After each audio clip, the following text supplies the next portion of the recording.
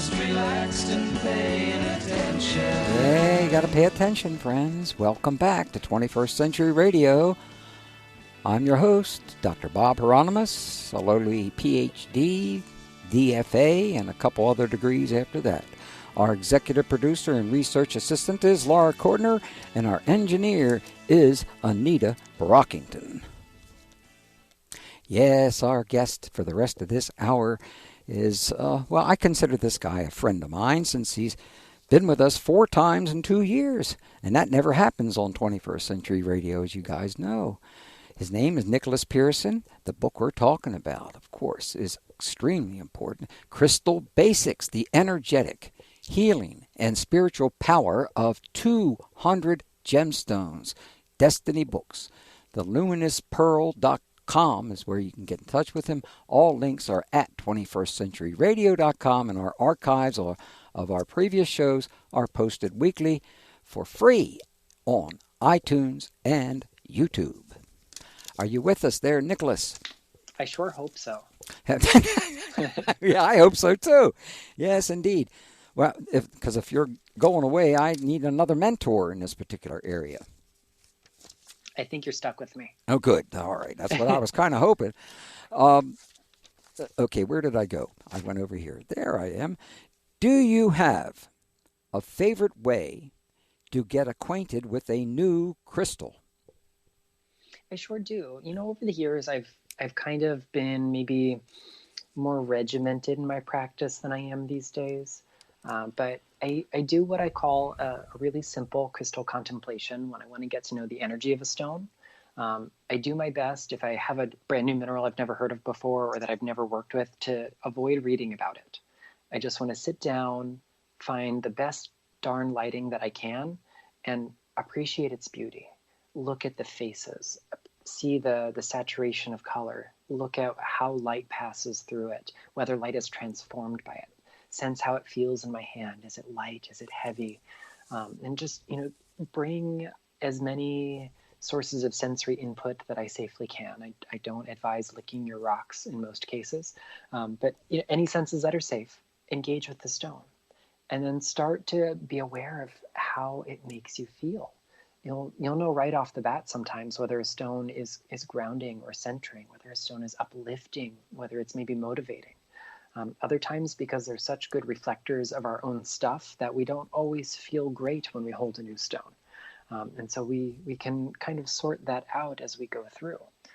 The very next thing I do is I rush to my phone or the computer and I just Google it. What is it made from? What is its chemical composition? What's its structure like? Which crystal system does it belong to? What is the likely formation process that has brought it here? Are there any notable trace elements that are responsible for its color? Does it frequently form in association with other minerals that I know? Is it related to things I already work with? And then I start to be a little bit more analytical about what that does for me. And I usually jot down some notes. Sometimes they never make it to paper, and I just kind of write them on that memo board in my head and hope it stays there. That often works. And then I eventually get to the point where I start working with it in my practice. I compare it to other stones in a more practical setting, or I'll introduce it to students or clients in group settings and see if we can get feedback from lots of people. And that's kind of how I've gotten to know my stones over the years. How did you learn this process? Self-taught, or did you have a mentor that said this is perhaps what you might do? I think I kind of arrived at this by sampling a lot of other approaches, and this is just what works for me. When I was a little bit more structured in my approach, I followed very closely the teachings of Naisha Azian. She's the creator of the Crystal Ally cards and the co-author of the Book of Stones. Since her name changed, she's now Samaya K. Astor, and she's brilliant, and she's got great tools and techniques. Some of what I do these days with just kind of showing up and observing crystals and observing how they make me feel is stuff that I've learned from my colleagues, Marilyn and Thomas Twintrees, who've got a series of books called Stones Alive. My library alone, just about crystals, numbers close to 400 books. And while I don't profess to have read them all cover to cover, I certainly have sampled a lot of different approaches to working with crystals. And so what I have arrived at is maybe inspired a lot by by things that I've read, but it boils down to what does my practice look like these days? What serves my lifestyle the best? How can I get the most accomplished in the least amount of time or with the least amount of effort, so that way I'm not getting my brain too engaged in the process? I mean, obviously, we want to use them intelligently, but I really want the crystal to take the lead. And so that's why I choose such a simple approach these days. Well, you did all the hard work years ago, though, didn't you? Wouldn't you think that preparing yourself to take on this information and to really know it and use it, that takes a number of years, right? It sure does. I really credit a lot of what I do these days to beginning to, we'll say, congeal, to crystallize. When I worked in an earth science museum at the Gillespie Museum on Stetson's campus here in Central Florida, and I ran into things that there just weren't ever written about in books. And so there was no available way to figure out what they did except to start listening to the crystals. And then I would start to notice similarities. Ooh, these two things have iron and they both make me feel this way. This obscure book rock is in that obscure book. And, it has a similar composition to this other one over here. And I started to see those parallels between the mineral science part of it and the metaphysics of it. So, back then I kind of kept notes like someone who's trying to track down a serial killer, connecting things that were only tenuously connected. And it allowed me to kind of paint a bigger picture. But that was the era in my life, in my late teens, my early 20s, that really established my ability to communicate with crystals in a as free of a dialogue as you can. I mean, humans and rocks don't speak the same language, but there's some common ground there. And, thanks to doing that work then and really spending all the time I could living and breathing crystals, that's really helped me out these days. Whenever I want to get to know something new or try something different, I've already kind of programmed myself, much in the way we program crystals, to be able to have that relationship. Well, congratulations. Boy, that's some initiation to go through. It sure is. One yeah. level, other people, obviously there are multiple levels in this kind of learning and teaching. Now, I was surprised. Now, we touched on this a little bit last hour, but I'm still going to bring this back up because I think of how I used to look at crystals from the standpoint of color. I was surprised to learn that color only accounts for, as we noted last hour, approximately 1/14 of a stone's total energy. Well, what is the other? What other energies go with this to complete that? So a lot of the things we've already touched upon, chemical composition, crystal structure, formation process, are going to constitute a large part of that other roughly 93% of a crystal's energy. Trace elements, the way it interacts with light. So not just the color, but how does it get that color? Is it from some foreign substance that's in there? Is it from an unusual optical phenomenon like Rayleigh scattering? The thing that makes our sky blue also makes things like blue lace agate and blue chalcedony appear to be blue. There's no blue pigment in them whatsoever. The hardness of a mineral, its general tenacity, its strength and resiliency, and some other optical phenomenon or light-related properties like fluorescence, phosphorescence, tenebrescence. All of those are factors that are in there, and they're all important. But at the end of the day, our job isn't necessarily to commit all of those things to memory. That might be my job. But the real thing that is the most important piece of the equation is the consciousness of the stone itself. Indeed. Yep. And when we show up and we listen to that, we will get guidance on what crystals need to do, what they're here to do, how they can help us, and furthermore, how we can help them. I really believe that the relationship between the human and the mineral kingdom is a reciprocal one, and that we support their evolution just as much as they support ours. Yes, I think that's the key right there in our working together in tandem. In order to elevate consciousness on this planet, which is exactly everything we need to do, period, we're failing miserably in regards to taking care of those people that need to be taken care of. and turning, well, it's even worse than that, but I'm not going to get into it. And we already talked about consciousness in everything. Most people I talk to don't think, of course, a stone has much consciousness. But from my playing with my stones, I know it does. They can influence you, and they have certainly influenced me in my painting and my other work. And your books have also influenced me in that same kind of way. Now, I was also surprised to learn that the heart is many times more potent at generating electromagnetic energy than the brain. Could you tell us about this? I was surprised. Oh yeah, I think this is kind of a great model of how we have the wrong picture about ourselves. So all the tissues in the human body generate electromagnetic fields. So they are both electric and magnetic at the same time. And we like to think that our brain is in charge because we like to associate with our minds. And although our brain is not our mind and vice versa, one helps us understand the other. There's clearly a definite link there. But when we start to look at how the overall field of the human aura, the biofields that we create is anchored, the heart itself is many times more powerful electrically and even more powerfully charged magnetically than the brain itself. So we start to look at the relationship between heart and brain a little bit differently when we look at their role in generating this living field of energy around us. Although we think of the brain as the computer, the brain is in charge. The truth here is that the heart is in charge. The heart is like the conductor of an orchestra. The brain provides the music, the score. We need to have that. If we don't have that, there's only so much noise we're going to make.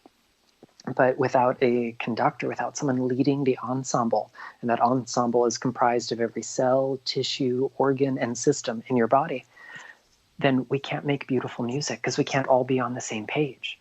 So the heart is the literal and metaphorical center of who we are. And it's not just in a physics-based perspective of our biofield, but it comes down to the spiritual center of us as well. The heart is the meeting place of heaven and earth. And when we center ourselves in a heart-based spiritual practice, when we really cultivate a relationship with unconditional love, divine love, the world changes. Absolutely. That's what Jesus Christ did. But unfortunately, we didn't follow his path. It's true. Especially during these times. We're going to need to take a break here on 21st Century Radio with Nicholas Pearson, Crystal Basics, the Energetic Healing and Spiritual Power of 200 Gemstones, Destiny Books. I'll tell you what, we'll make a deal on this book and our books next when we come back.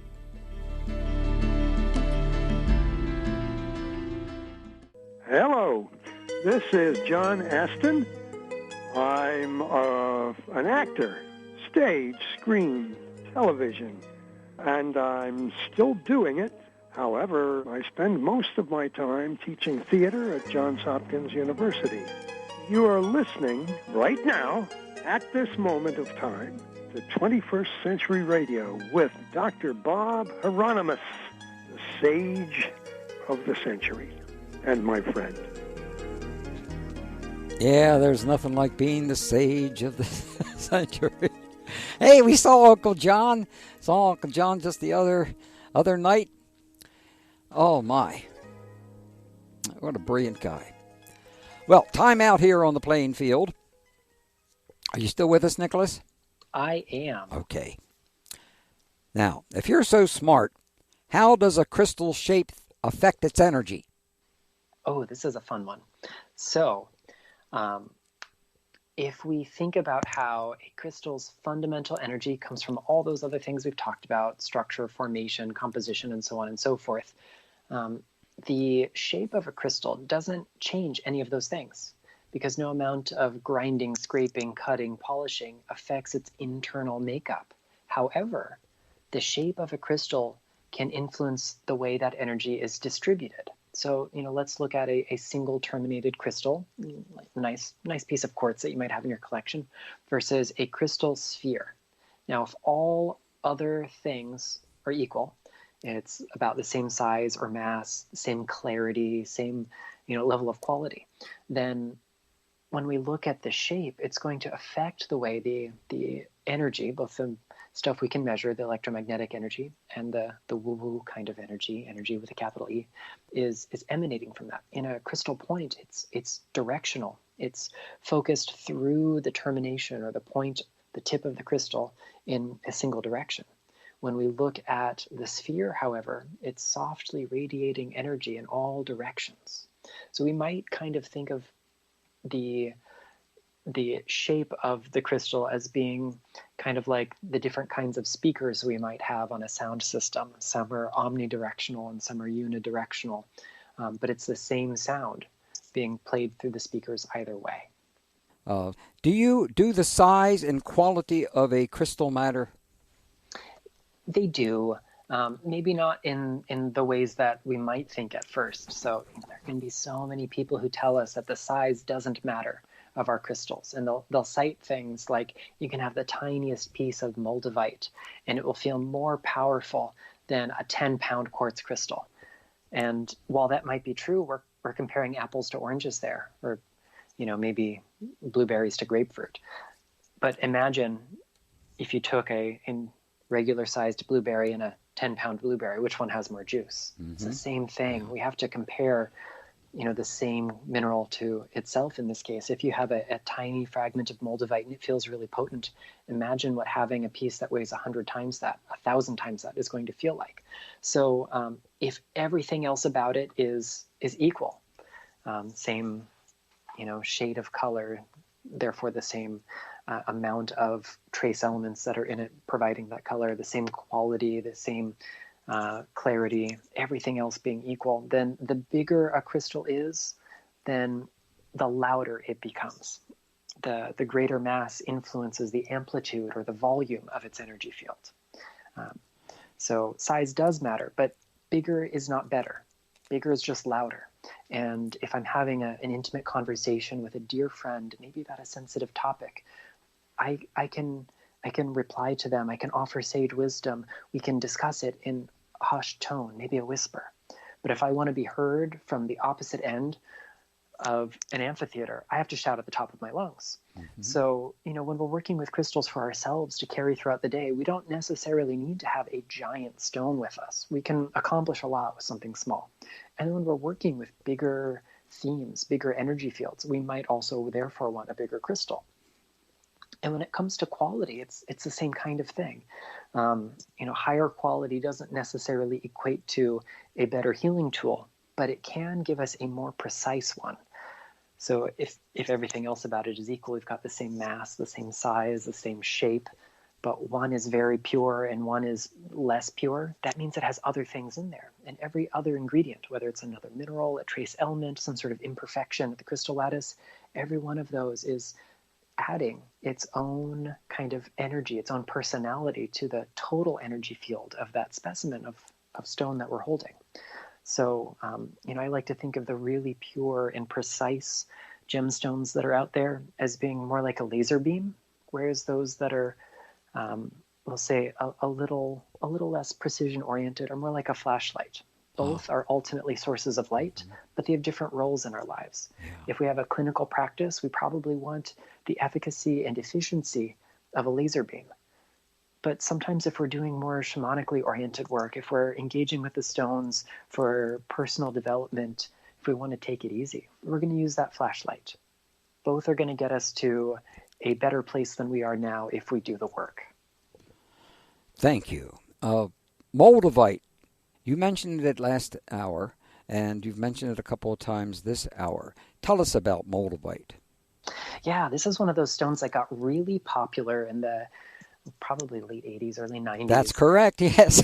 Yeah, right. And it has never gotten any less popular. In fact, it just continues to keep on going.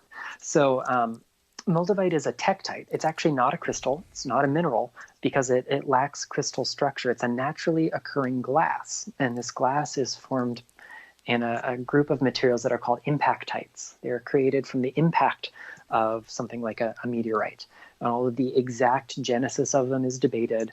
The Moldavite is a type of tektite that is found in the Vltava River Valley, which used to be called the Moldau River, hence the name Moldavite. Most of it is sourced from the Czech Republic, although little bits are also found in Austria. And it's this kind of really vivid greenish colored stone, often very transparent. And it's deeply linked to the energies of alchemy, of love, of a higher activation of love. And it really kind of links our heart center with the upper chakras. There are a lot of myths that surround the Holy Grail.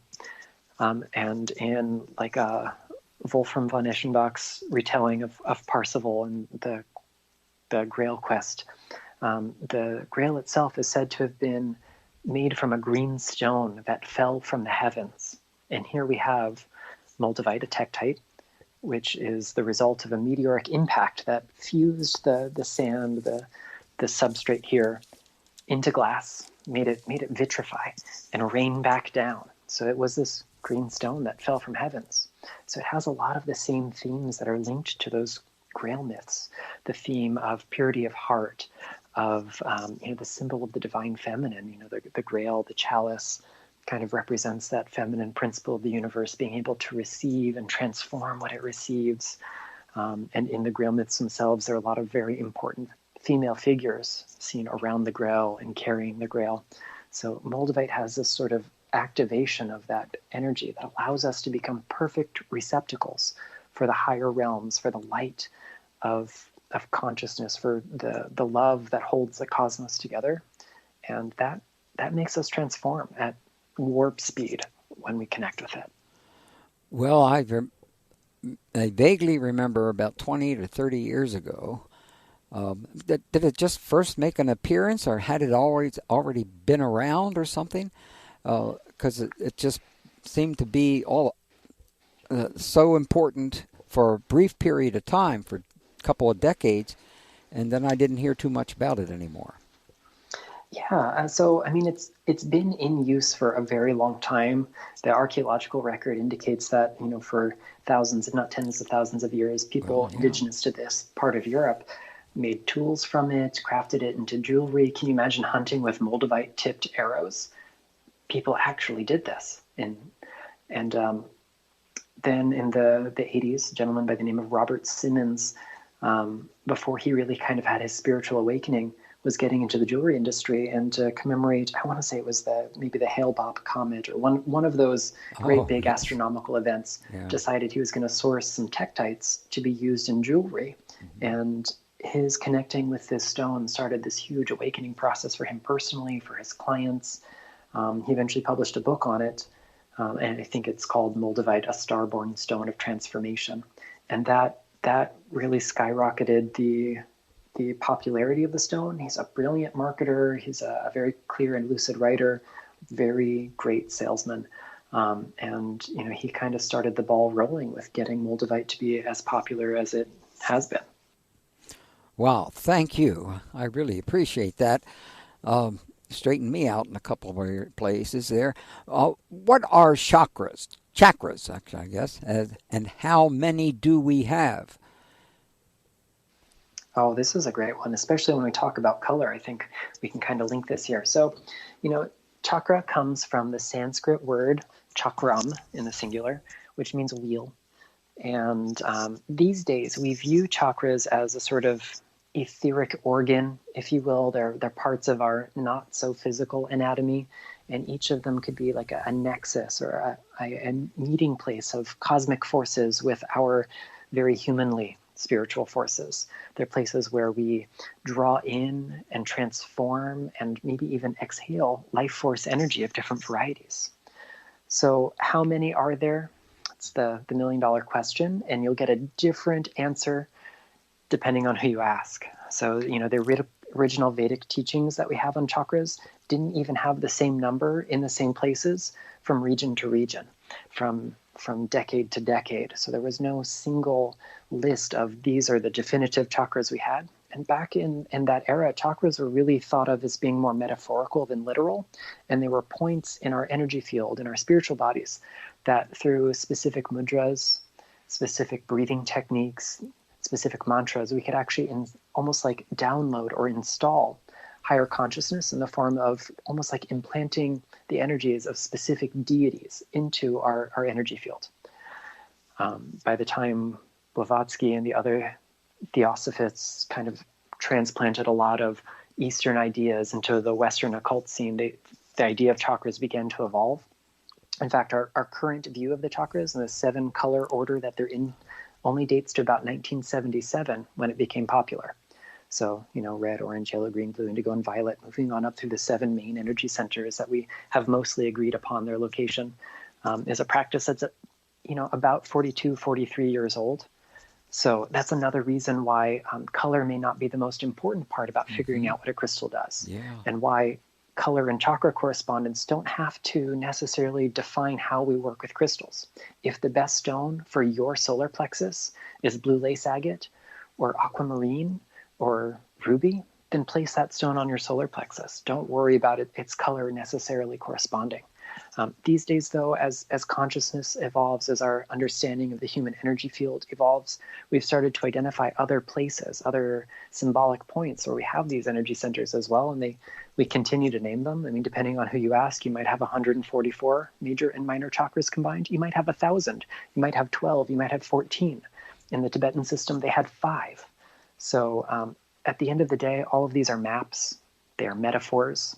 And it's really important not to get hung up on the map, because the map is not the same thing as the territory. If I look at a globe and I place my finger, in the northern part of Africa, I'm not magically transported to Egypt. I have to physically go there. I have to go have the experience. But the map can help us understand how the experience is grounded in the bigger picture. So when we have an experience with our own personal energy fields, whether that's with crystals or not, don't get too hung up on the map versus the territory. Just go do it, experience it, and live it. Good advice. I wish I would have taken that 20 years ago. Now, me too. Well, learning is some process, isn't it? I mean, it's a lot different than I think most people think it is. It's so enjoyable, though. I enjoyed school a great deal more than most people did. What about you? I had an interesting relationship with school. I was good at it as long as I was interested in it. And I remained interested in it as long as it wasn't dogmatic. So there were certain subjects I did really well in, things where there was room for creativity. I really enjoyed science. I loved music. I went on to study music, and I really love language. And then there were other things like math, where I just believed I was bad at until one day I realized I wasn't. And then I started to really love math, and that really helped me when I kind of went on to the business world and had a, conventional career. Didn't last long, but, I was good at it while I was good at it. But yeah, I enjoyed school for the most part. I just really didn't like homework. Oh, well, who did? I don't know. I don't think anyone liked homework. Native traditions stress the importance of keeping crystals wrapped in a cloth or some other form of protection. Why is that? I think that for the traditions that do stress this, it's about building that personal relationship with your personal crystal. And I think on the one hand, it's respectful. We wrap it as a means of keeping out the ick of the world, the cosmic crud we talked about earlier. And then in other schools of thought, I think it's meant to be very protective. This is such a sacred tool, and keeping it away from the world. It's reserved for special processes. And when some native teachings were brought into the metaphysical milieu of the 70s and 80s, when crystal healing really began its monumental rise, people began to think that this equated to crystals of a personal nature were never meant to be touched by other people because it made them somehow sullied or tainted or dirty. But here's the great thing about the physics of that.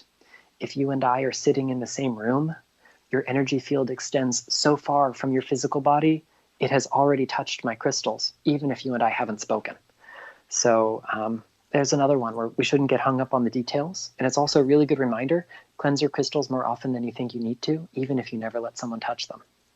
Well, we're going to take a break now, but when we come back, let's get into the importance of cleaning your crystals. I learned a heck of a lot from that with our guest, Nicholas Pearson, Crystal Basics, The Energetic Healing and Spiritual Power of 200 Gemstones, Destiny Books. And this is what we'll do. You get a copy of this book. If you purchase a copy of this book, you can have your choice of any book that I've written or Zoe's written, or as a matter of fact, any book that we've had on for the past 34 years or something like that. And we still have books from those guests that they gave us to give to other people. So you can take your choice of any of those books, DVDs or CDs or whatever. We'll be back in just a few minutes. This is Andy Serkis from Lord of the Rings. And you've been listening to 21st Century Radio with Bob Hieronimus. Oh, Lord of the Rings. Lord of the Rings. We had such a wonderful relationship with those folks that created, well, not the original guy, but the all the films dealing with it. They even invited us to go with them when they received all of their awards out there in California. And unfortunately, I was an idiot and said no, I didn't want to go to California to watch that. That was pretty dumb. Our guest is not so dumb. He's one of my teachers, Nicholas Pearson. Crystal Basics, The Energetic Healing and Spiritual Power of 200 Gemstones, Destiny Books. And last hour, we did mention that if you purchase a copy of that book and can prove it, and it's easy to prove, then you can choose any book or video or DVD or CD that I've written or any of the guests that we've had. And we've had tens of thousands of guests here on 21st Century Radio. So you can take your choice from that. Okay, now, where were we? Cleaning. Yes. Why is it important to clean your stuff? Oh gosh, I mean, you've seen the world today. It's a messy place. So one of the fundamental properties of anything that has a crystal lattice, so not just the beautiful gems we use in healing, but anything that's crystalline, is that they have memory. They retain an imprint of anything that they've met on an energetic level. Dr. Emoto proved this with, his photographs of ice crystals. Even before he was around, Vogel was doing this in the labs in IBM when he was studying liquid crystals. So solid crystals have the same ability to retain memory. So cleansing isn't necessarily about removing bad energy and leaving good energy, but just simply, is every single imprint of energy, every echo or whisper of the past that's encoded in this stone, is that aligned with your goal for today, with your mission, with your healing process? And if not, let's wipe the slate clean. So, you walk into a crowded room and it's got a funky vibe, your crystal remembers that even better than you do. If you go through a really profound healing reaction and you start to release and purge stuff that doesn't serve you, your crystal's going to remember that too. So the beauty here is that when we cleanse our crystals, we refresh things. We have space to sort of recollect ourselves, to redirect the energy of the stone toward whatever goal is at hand. Okay, that's getting you on the way, all right. You note that regular meditation provides real results on both our physical and psychological well-being. How about explaining how that can come about? I think maybe one of the easiest models that we can all relate to comes down to stress. There are a lot of studies out there these days that show the relationship between body-mind well-being. And so, just look at the effects of oxidative stress on our cells and tissues at a micro level, but then also look at the effects of stress at the macro level. One thing that we can do to help mitigate that is regular meditation. And meditation doesn't have to be the sort of picture we all have when we close our eyes and think of that monk on the mountaintop with no thought, no mind whatsoever, just one with the universe. That's great. In an hour of meditation, you'd be lucky to have a minute or two of that experience. Yeah. If you're really, That's right. yeah, it's an amazing thing. One of my meditation teachers shared that his teacher once told him that for decades she practiced 2 to 3 hours of meditation a day. And he thought, oh my gosh, you're the teacher. Why do you need to practice that much? And her response was, because if I do it for 2 hours, I might have 5 minutes of pure bliss, pure being, and nothing else. And so meditation is an invitation for us to kind of sit down with our thoughts and observe. It's not chasing them away. It's just being present. And one of my other meditation teachers used to describe it as showing up for your appointment with God. Prayer is when we talk, meditation is when we listen. And you need both to communicate in a healthy fashion. And then, though, beyond prayer and meditation is service. Yes, absolutely. In my opinion, it's the key to what we humans should be doing in serving and helping others rather than running around trying to be bosses of everybody. Sorry if I offended you on that one, but I decided I would get that out here. Now, as you train your visualization skills, you can recreate specimens that you have seen in photos in your mind's eye and connect to their energy. And this allows you to connect more deeply to a crystal's energy remotely, and it proves helpful when shopping for crystals online. Would you explain why? Sure, that quote sounds great. I wonder who wrote it. You wrote it. I know, I'm teasing. Yeah, so, early on, when the internet was maybe a more primitive thing, early on in my life at least, there was this challenge of shopping for crystals online. I had exactly one place around town in my hometown of Stuart, Florida, where I could actually buy crystals, and the selection was limited to what they had. So whether that was a lot or a little, I had no idea. I had no other frame of reference. But, I could go on eBay and find things I'd never heard of. And sometimes I'd get really lucky and I'd get exactly what I thought I ordered. And other times what showed up was very different. Yeah. So one of the techniques that I've learned over the years is to be able to connect to the energy of a crystal just through that image, through the description, through all those other things. And maybe not everyone is wired to do it this way, but for me, it started with working with a physical stone that I had in my possession, or, even just temporarily, like when I was at the museum, even if something was behind glass.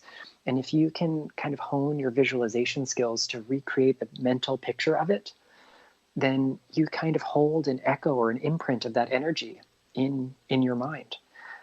And that allows you to connect on a more archetypal level. It's not the same thing as having the physical specimen in your hands or in your energy field, but it kind of holds the door open for you to access that energy remotely.